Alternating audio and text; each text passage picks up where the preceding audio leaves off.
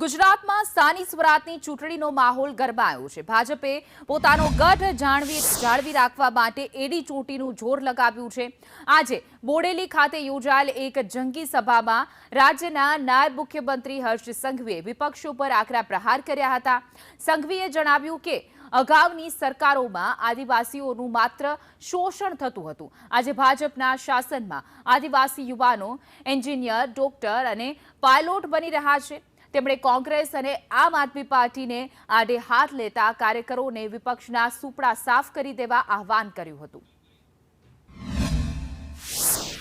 મેં 32 જિલ્લા પંચાયતો અને 150 તાલુકા પંચાયત અને 22 જેટલી બોડેલી નગરપાલિકાની જે આ સીટો છે એ સીટો પૂરેપૂરી જીતવા માટે અમારા સૌ ભારતીય જનતા પાર્ટીના કાર્યકર્તાઓનો પ્રયાસ